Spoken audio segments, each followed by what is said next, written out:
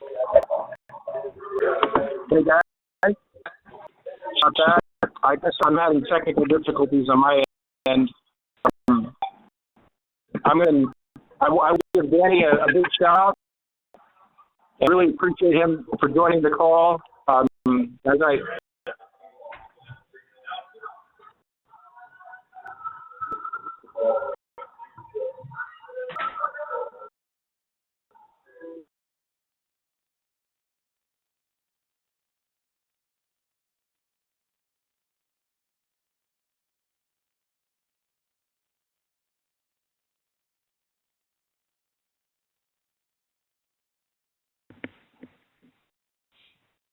Hey, they hear me?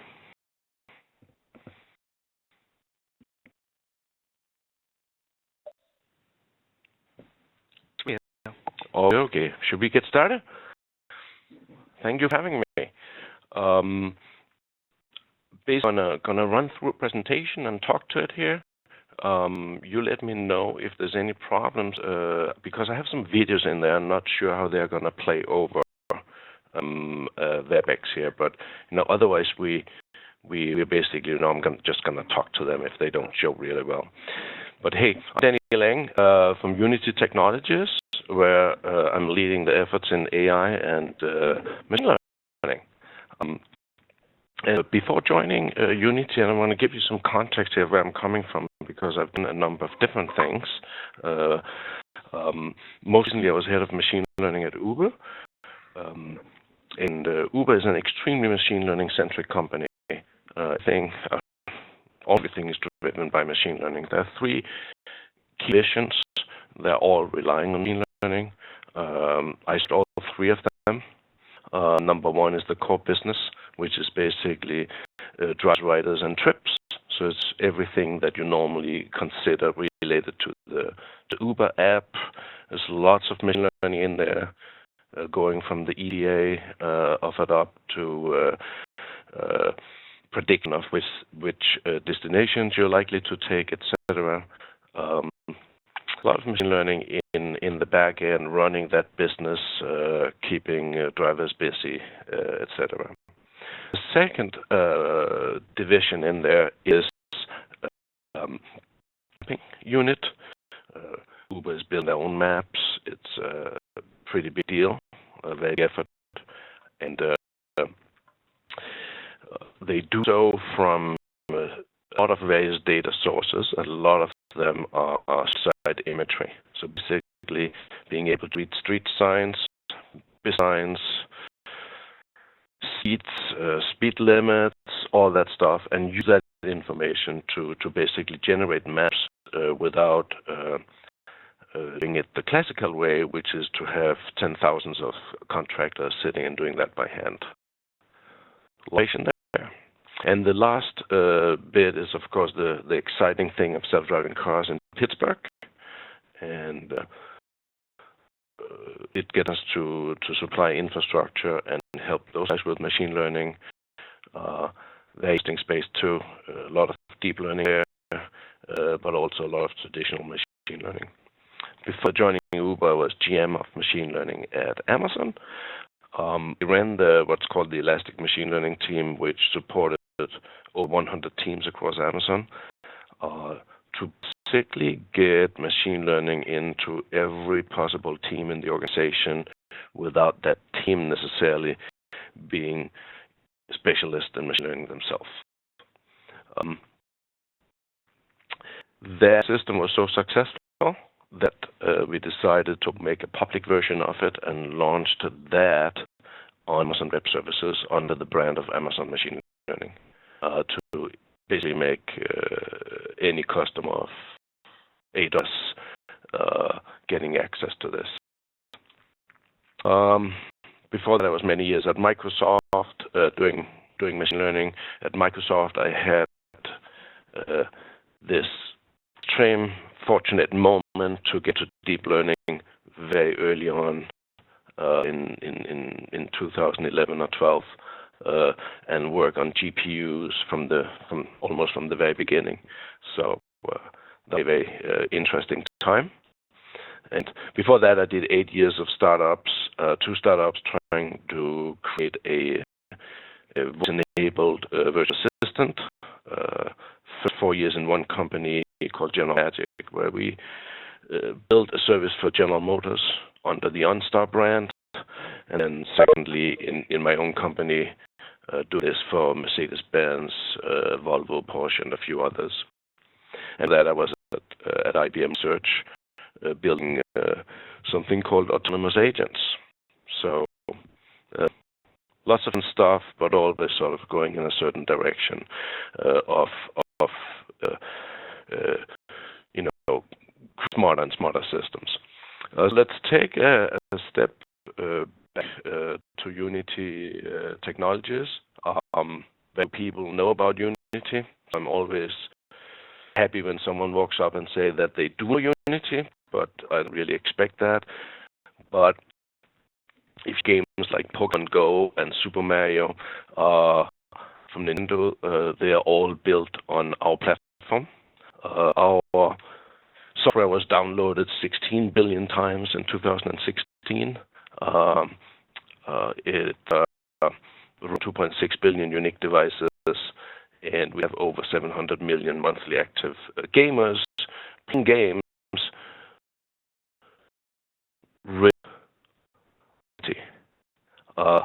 Right now, we are a little over 38% of the market share for mobile games, about 50% for console, 70 to 80% of all VR and AR.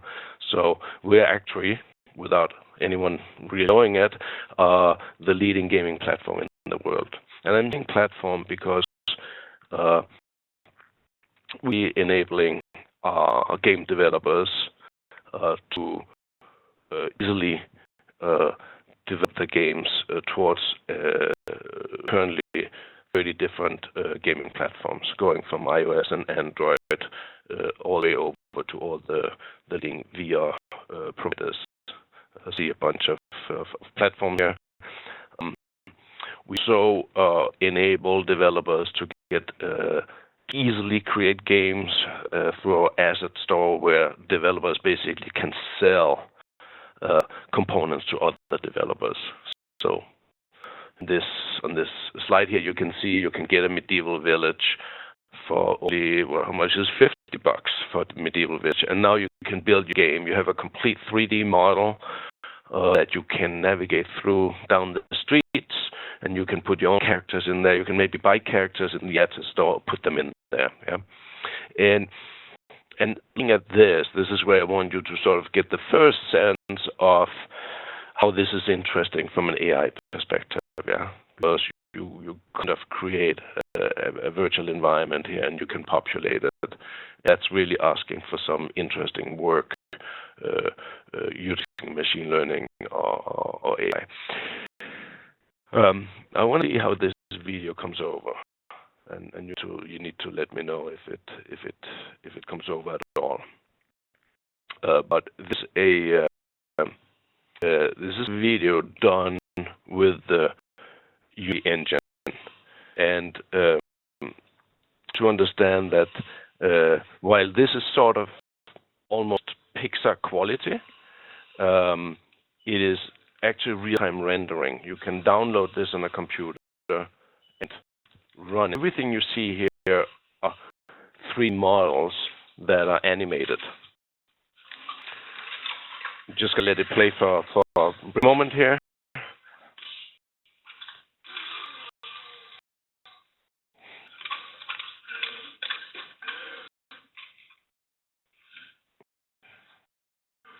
So when the camera is moving around here, we have camera tools, yeah. So the 3D model is playing and rendering in real time, and you can just move the camera around, like you're the photographer, the director.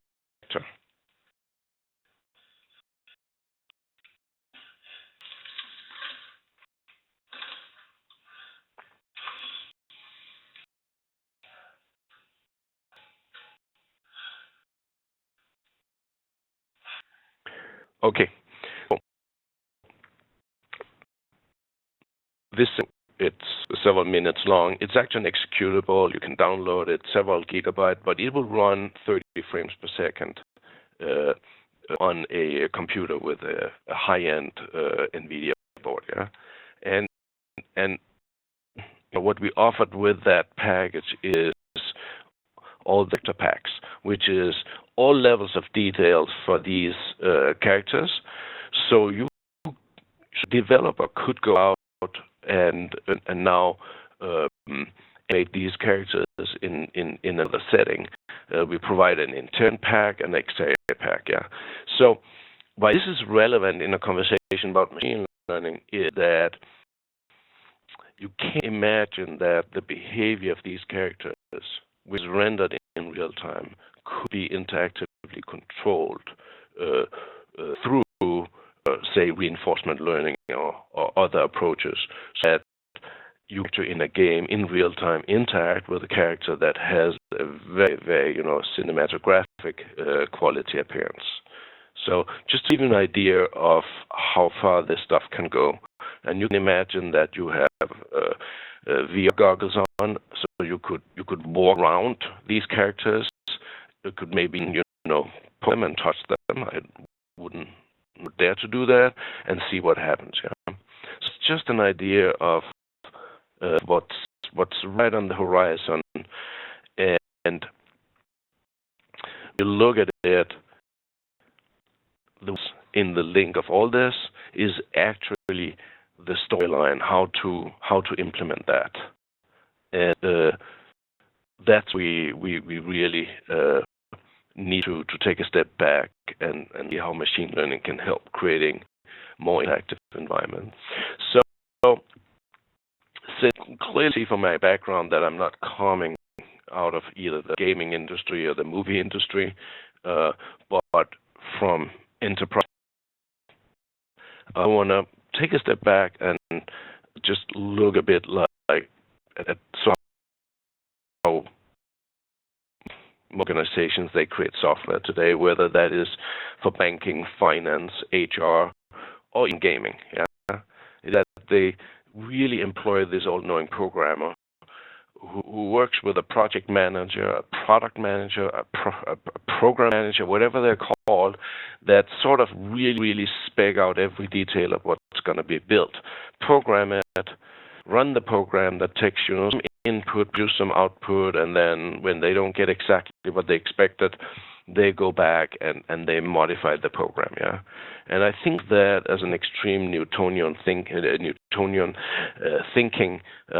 back to 17th century, where there's the belief that we can compute everything past, present, and future, and no, that's actually not possible. Yeah, so it's a unbelievable naive way of thinking of the world that we can write, thousands or millions of lines of code that runs deterministically and deal with all kinds of situations and just always do the right thing. Yeah, and when we see it not doing the right thing, we call it a bug and we go back and fix it. Yeah, but there's another way. And increasing companies, Amazon is totally into this. Amazon Jeff Bezos, he's a convert. Yeah, he knows that you cannot code your way out of creating a big business. Yeah, what you have to do is you have to rely on learners that rely on historic data that basically build models. And you make predictions. Yeah, this is all about distributions of probabilities. We are going, huge leap forward. We are going from Newton to Heisenberg instead. We know that the world around us is based fundamentally on distributions of probabilities, and you look at companies like Uber and Amazon, it's all about likelihood that a customer is going to do something. They may do it, they're likely to do it, they may not do it. And basically, you cannot deterministically create an organization that serves the customer efficiently if you think you can do that through a carefully created set of if and else statements that basically just make no rigid assumptions about what customers are like and not like. Yeah? And this even further in deciding what products to sell, what prices to sell at. All that stuff is really stuff that has to be learned.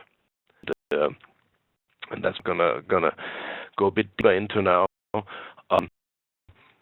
Because a lot of companies now think they're into machine learning and they deploy machine learning in under the hat of either data science or predictive analytics or even predictive applications. But then they're also kind of missing the bigger point, is that it's not just a matter of making that, what I would call your ideal or perfect recommendation. Yeah, it's also understanding. Oh, I went a little just here. It's also an understanding the dynamics. So I want to direct attention to John Boyd, who worked for the U.S. Air Force, and he analyzed air combat during the Korean War, and he basically built sort of a model of how pilots they operated in space. Basically, they observed the enemy, they oriented themselves in a 3D in that space with one or more enemies out there, and they decide to do something and they act upon it. And he found was that it's not really a matter of the perfect observation leading to the perfect decision that makes you win a battle in the air. What he found was that it matters about the speed by which you move through the loop.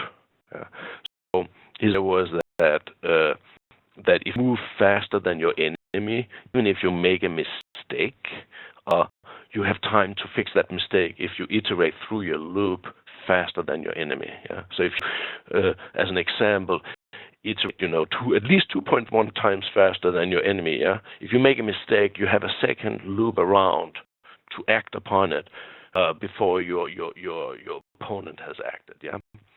So this is super important in many contexts, whether that is business or game development. They understand that it's not just about making a prediction and then say, the job's done. We all talked a bit about Heisenberg. We all remember him from Saw. And basically what is that the limit to our ability to observe reality with precision. Yeah? So that's the observation part. Yeah? You should observe this loop is actually applied every day in good software engineering practices. This is really a representation of the agile software development as well. That in days, this loop at Microsoft, this loop will be a 2-year effort in the Office division. Yeah? They would observe for 6 months, orient themselves for 3 months, decide for another 6 months, and then they would implement and ship. Done. That's not the way we develop software any longer, especially not in a cloud context with continuous deployments. Yeah. So let's not observe ourselves, to death. Let's observe a little and then let ourselves and move on from there.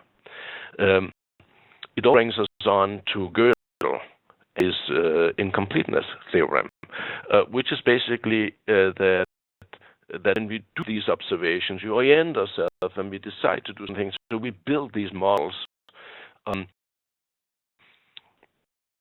Will also only represent a subset of truth. Yeah, so they have to be continuously refined. They're never done.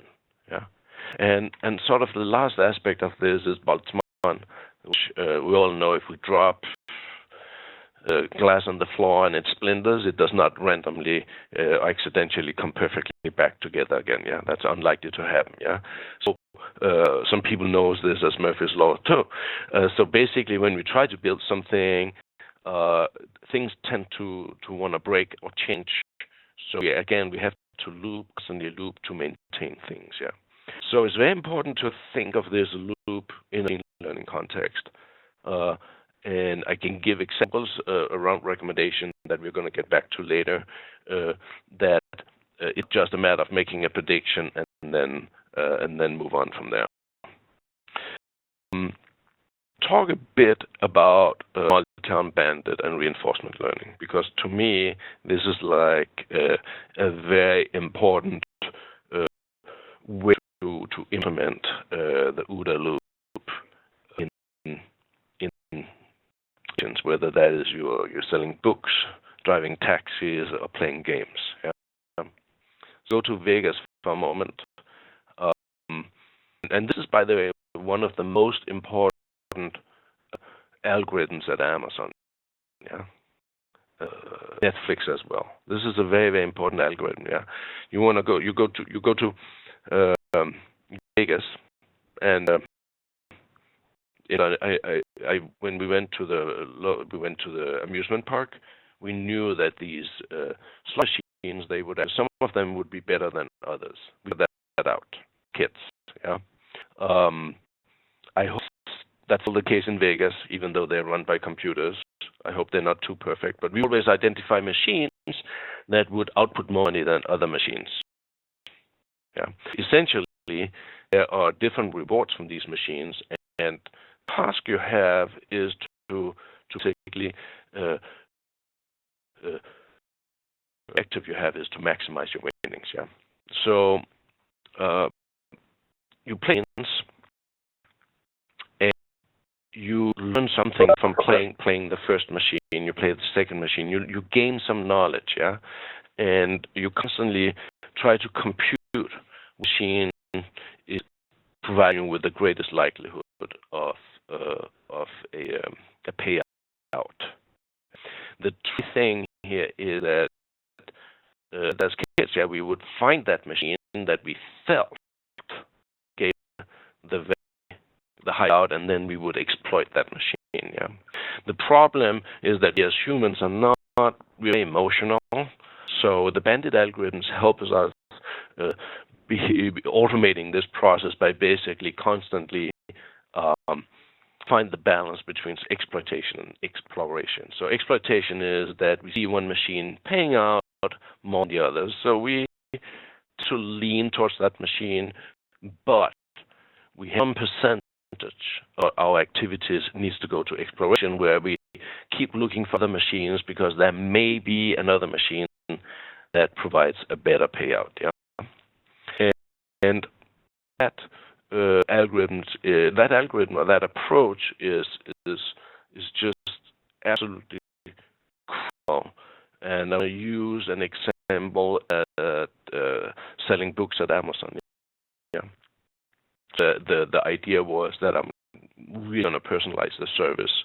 So I'm really gonna tell you the books that I'm so convinced that you're so unbelievably interested in, and I just push most books towards you. Yeah. The problem with that approach is that it makes assumption that you are actually sort of in a closed world, that there's nothing else that will ever interest you in this world. Yeah. And there's nothing to find or explore, uncover. Yeah.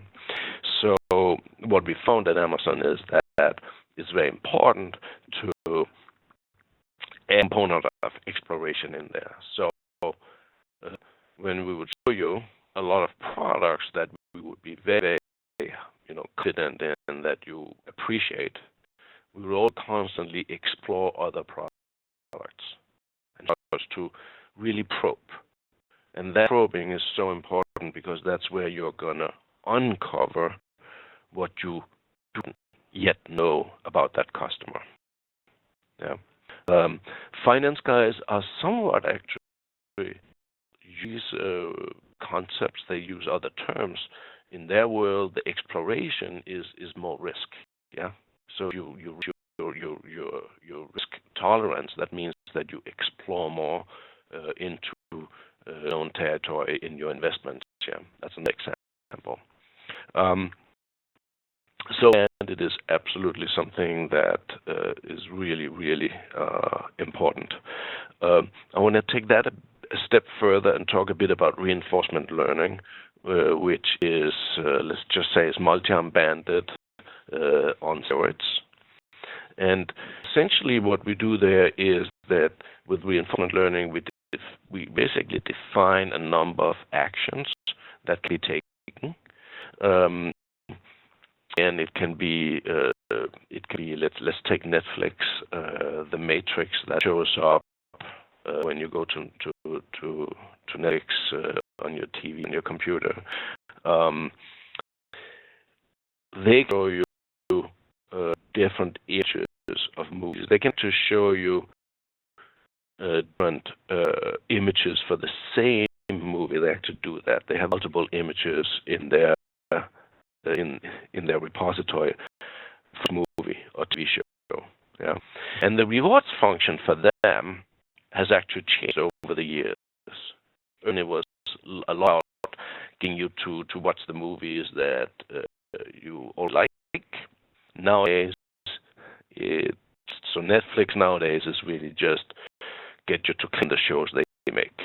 That's all that matters for them. Yeah, so they become way more of a TV station or cable provider, and they want you to zap between shows. They don't want to tell you much about them. What we really have as a rewards function in their system is the click.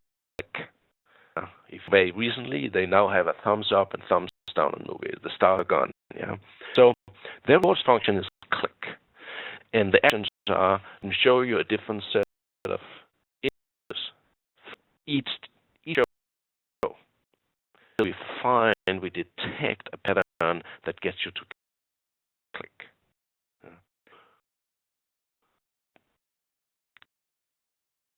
Amazon.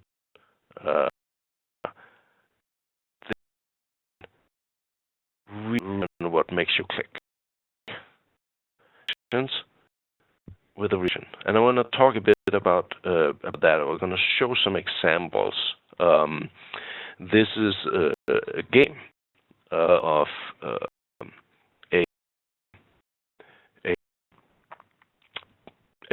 and basically the actions here for the chicken is basically you can move forward, backwards, to the sides, and you can pick up these if you pick up these pink boxes, you get a reward, and every time you move, you get a tiny negative reward. You get a positive if you pick up a box, and if you get hit by a car, that's kind of a big negative. Yeah. So look, after 1 hour of training, so it knows nothing about the game. Yeah, it just that it can move, and it can either get rewarded or punished. So this is very much like training a dog. Yeah, you say every time something good, you say that's good, and every time it says something or it does something negative, you say that's bad. And after an hour training on a NVIDIA GPU using a deep reinforcement learning algorithm here, it is doing somewhat okay. But look, after 12 hours here, it's doing well. Look, get through the complex cars here. The reward function to maybe get more exciting behavior here. I could tell that you can never leave one of these pink boxes behind. You have to pick up all of them. But the point here is that I never told it what it should be. Yeah. I want to show you another video. I discovered this morning. One of the guys, he sort of made the chicken work a little harder. Look at this chicken. Put more card in there. Look how it waits, and then it goes. It's getting good. It's not perfect. It's not, I think, yeah, there it ran into a car. Yeah, but last it can move.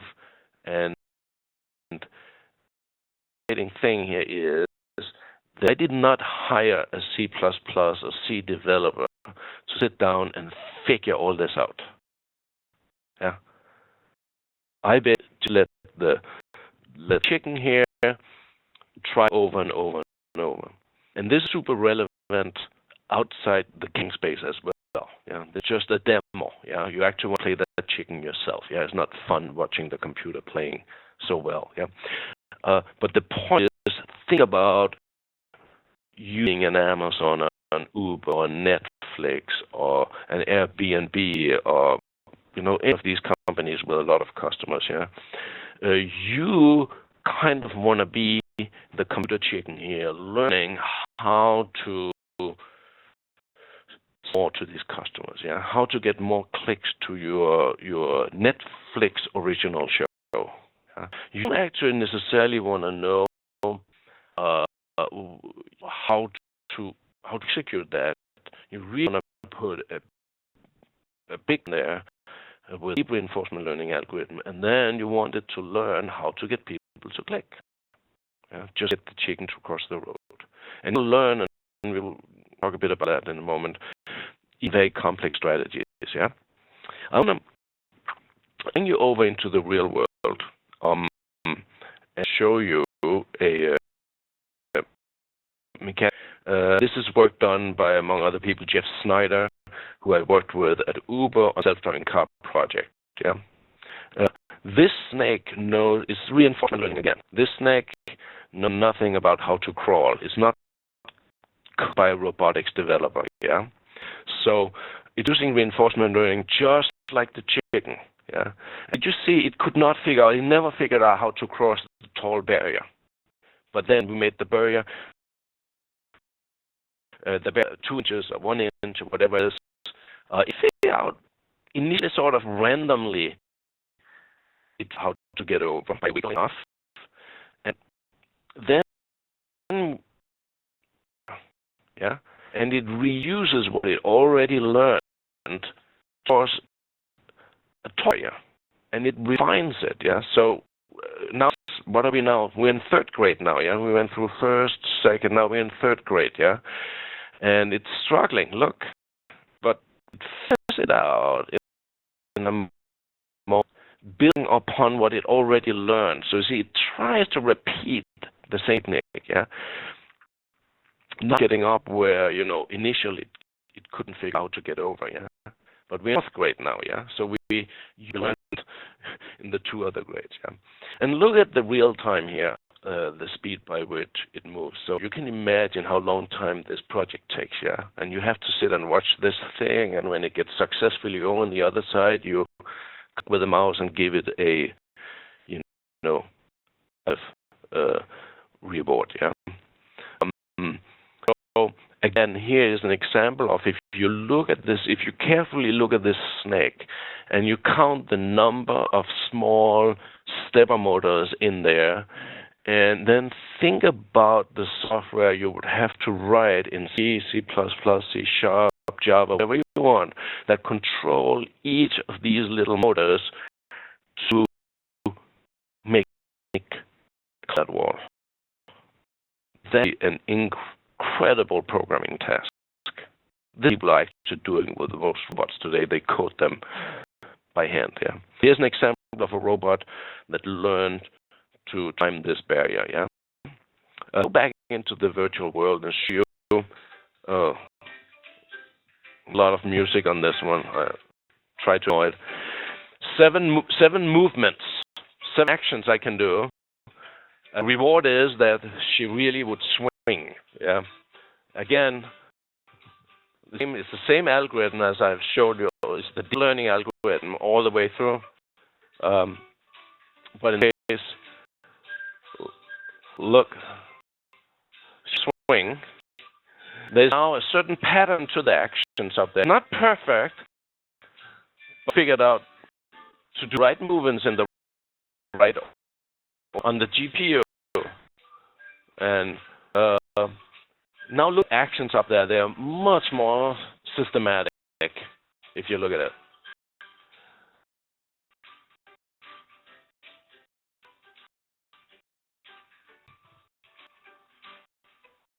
What's getting bigger and bigger the more she swings.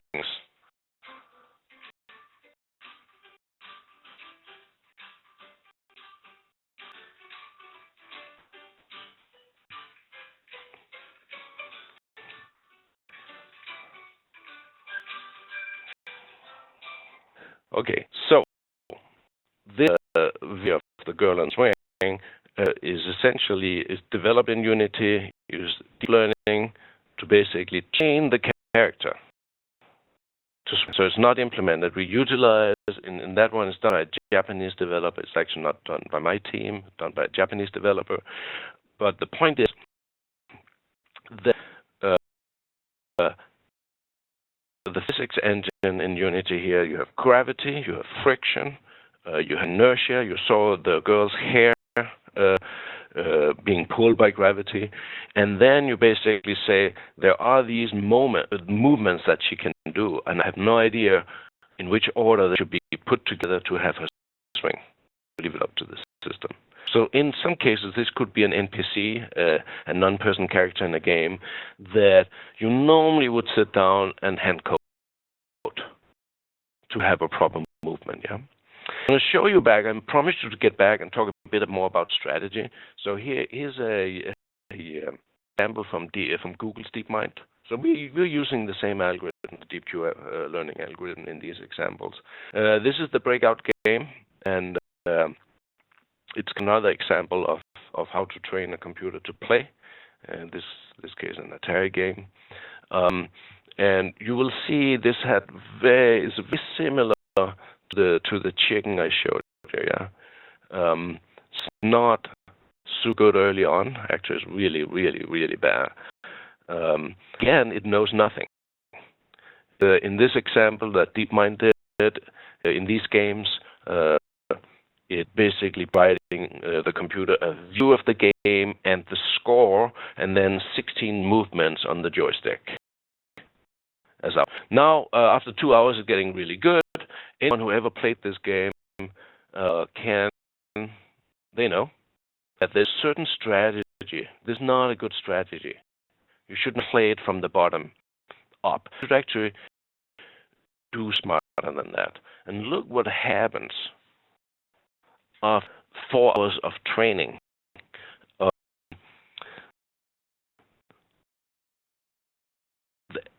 Out that there is strategy in this game, that by investing early on to get up behind on top, you win, more likely to win, yeah, and or win faster, yeah, and that's a very, very, very important example. There are some other examples from the Atari games where the system detected strategies that were unknown to humankind. Nobody knew existed. Yeah, this is a pretty well-known one. But the point is that the system has, because it's a deep net in this case, yeah, has this ability to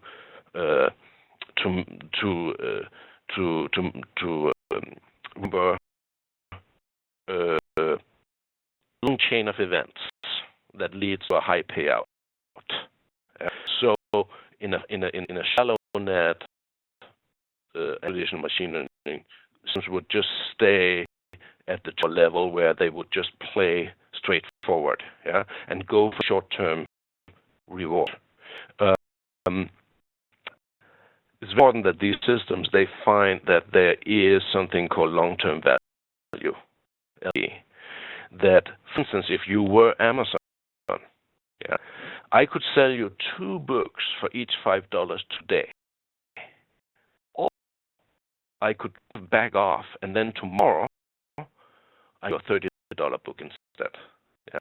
It would be that salespeople use for strategy. Yeah, they are sometimes patient because there will be next week when I have a chance to make a big sale. Yeah, and that's an example here of behavior that's very, very complex that we have previously not been able to learn, but now we see more complex behavior coming into play. I want to mention Algo is a good example. I also want to mention the poker playing, the dealing algorithm that was used, or the reinforcement algorithm that was used to train a system to play poker. The poker players responded to that it was really scary because the system was really, really good as the best players at bluffing. And what this is really good at it because it also used solid statistics to figure out when to bluff. So it will only bluff when there's enough probability to get a long-term win out of it. Because when you bluff, you may lose. So it knows that it may lose, but there may be a long-term win.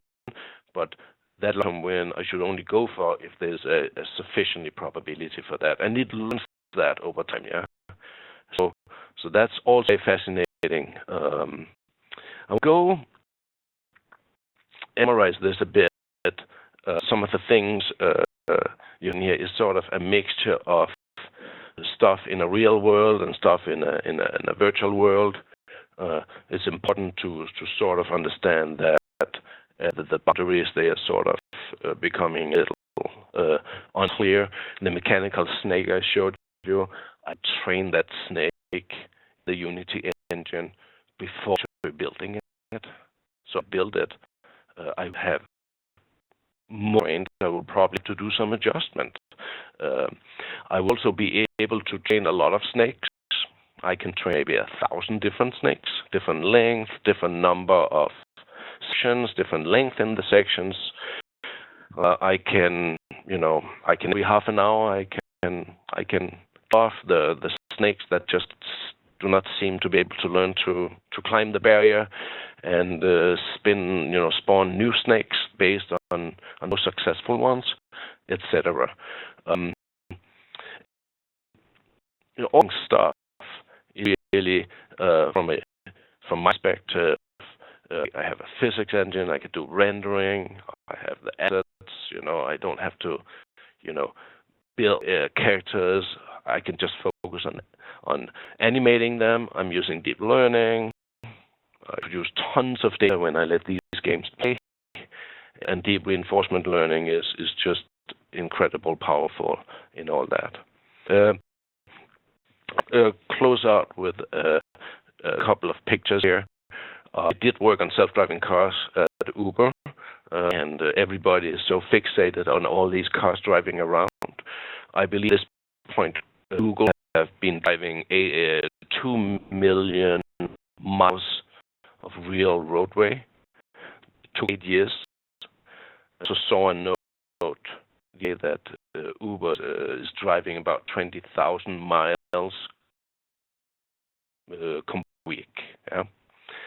That into perspective, in the U.S., there's one traffic fatality per every 100 million miles driven. So if in building a self-driving car is going to come out and say, we're not worse off than a human driver, yeah? They need to drive statistically, let's just say 1.5 billion miles without killing anyone, yeah? So Google spent 8 years driving 2 million miles, so they really need to ramp it up to get to that, 1.5 billion, yeah? So on this area here is from the Unity engine, and this is basically a view from a vehicle, yeah, generated, yeah. So the big challenge when you have a self-driving car project is that you have to have thousands of people labeling the videos for you, because you need to have humans identifying all the objects in the view, so that you can train the car not to hit trees and other cars, yeah, and especially pedestrians, yeah. And you generate lifelike animation. And companies like Apple, for instance, have been training on Grand Theft Auto to boot their self-driving car project. We do that, as you get in the next picture, the labeling. Blue in this one are cars, green things are trees, sidewalk curbs are red, sidewalks like pink, yeah, and houses are yellow, and it's black, yeah. And I now generate, 1 billion miles of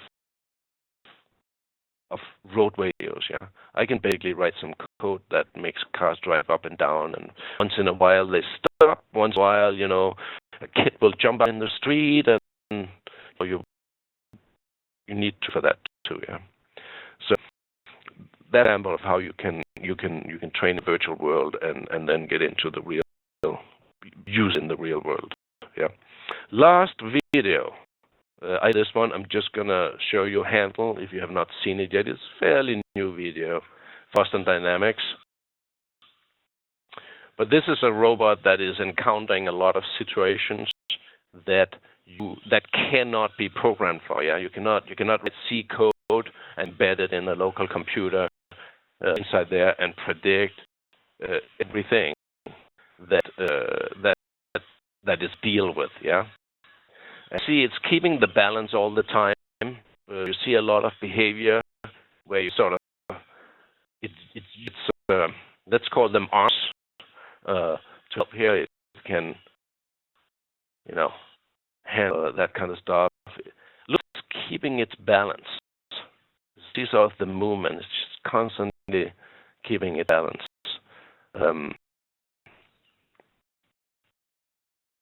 Make things.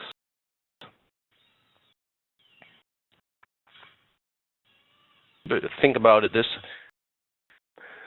device is not hard-coded from end to end.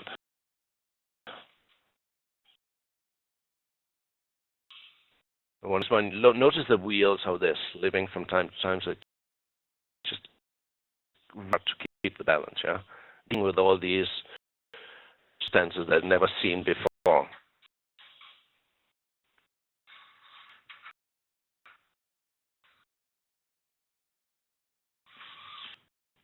Okay, here we go. So, picture of virtual reality games, real, and some examples of how learning is really changing the game. And everything you see here, like a theme of robots and games, but whether you sell books, you sell stock, you sell Netflix movies or music or whatever, it's all the same. So now I'll stop sharing, I guess.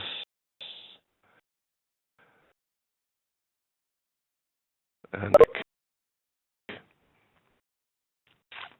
okay.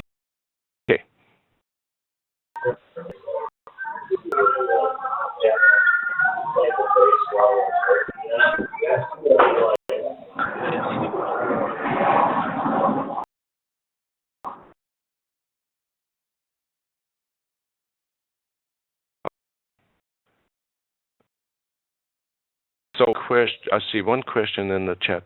You want me to respond to that?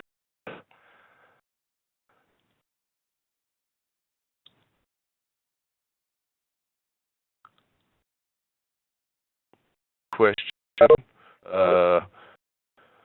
with the main techniques used. So I want to follow up on that. Here is a lot of proof of concept. One key challenge is if you have a company like Amazon, what do they have? They have over 300 million active customers. They have, 1 billion products in their catalog. So one thing you have to be that you really have to take into account is the cost of learning. As for instance, why the algorithm is so popular, because it's so unbelievably efficient. Yeah, there's no deep learning, there's no GPU involved in that, and there are ways where you can use deep learning to build embeddings or create vector representations of objects, and it's sort of a one-time thing that when you have those, you can now go over and use traditional machine learning techniques. Yeah, so for a lot of these companies, if you go into the gaming space, if you have a game and you have you're very successful, you have maybe 10 or 20 million gamers playing your game. Again, you can't really run, a deep reinforcement learning algorithm in the back end on a GPU for each of them. Yeah, so you need to sort of constantly balance that and sort of mix,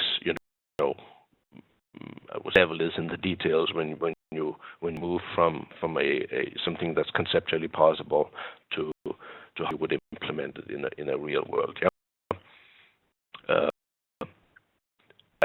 like using deep learning for detecting embeddings in things like products and to rise or by customers is very important. And as about you can then transition into normal, say clustering technique and other very performant approaches.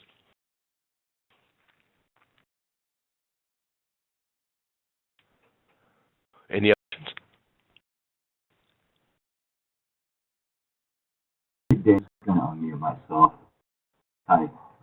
Thanks for the talk. I just sent over a link. Google just a research blog just printed out this great learning. I don't know if you're familiar with it. I'm New York, but it just sounds like this is something that's game changing in terms of lowering the cost of machine learning and, at the same time, just getting all these information faster with this model while keeping all training data on the device instead of on the cloud. Yeah, I think that we have reached a point where there is a very interesting, there are multiple very interesting opportunities where it's actually less about the algorithm and more about methods that you apply around training to actually work at really large scale. Yeah.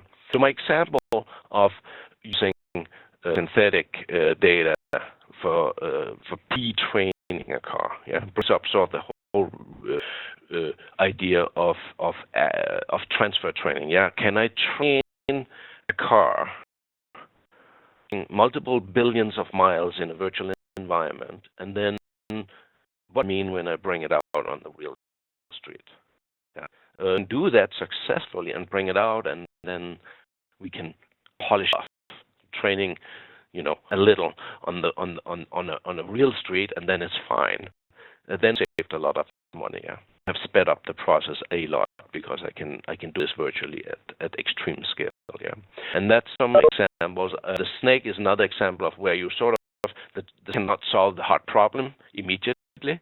But if you take a much easier problem and then you make it harder and harder, it can actually do something that's 1.5 times harder than the original problem that could not solve straight away.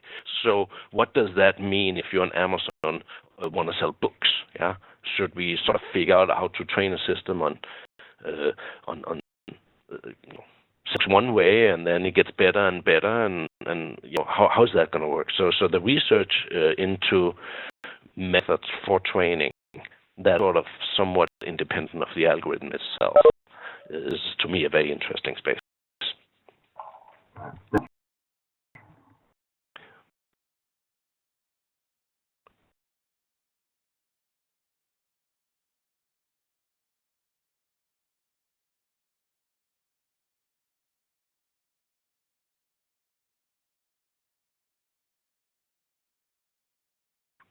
Any other?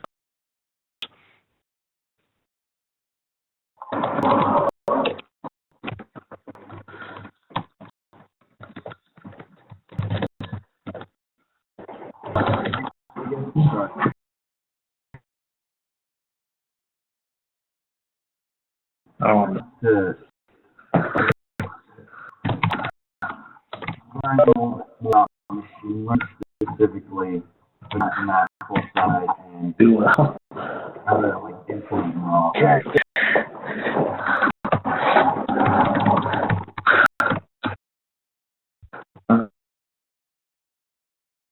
Any of that?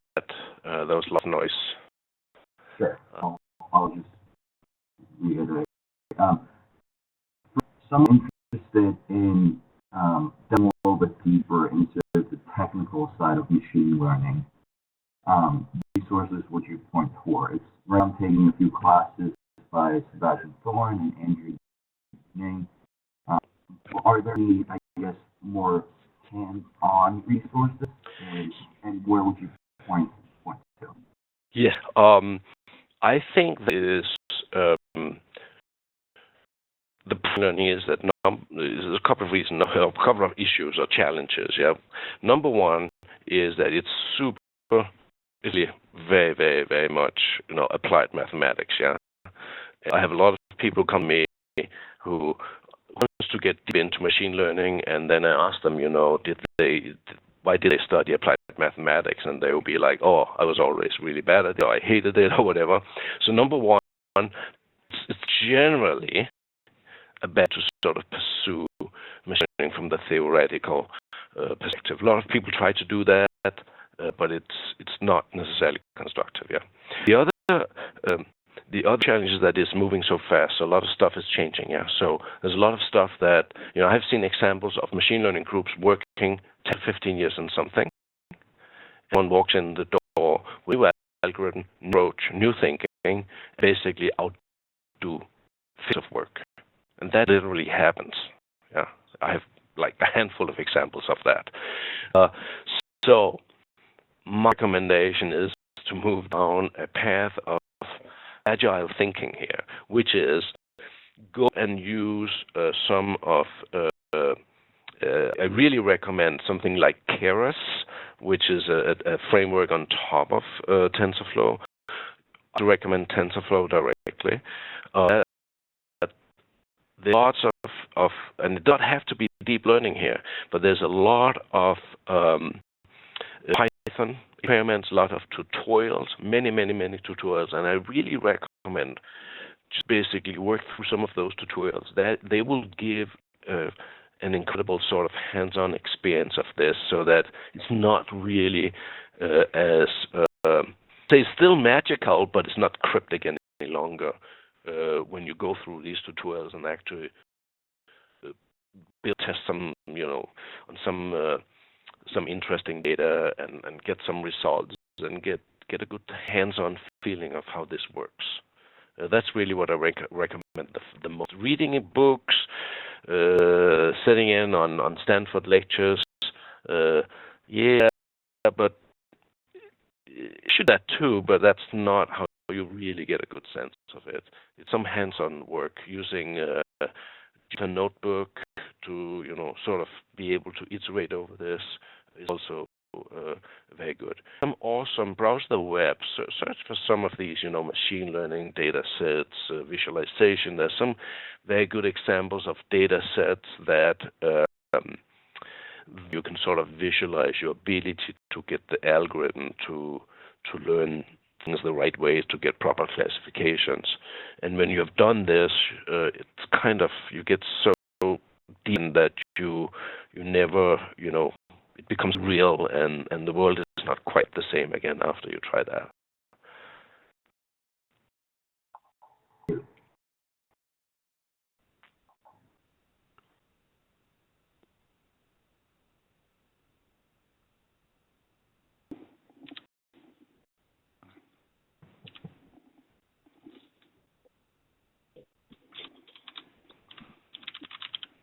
Any other questions?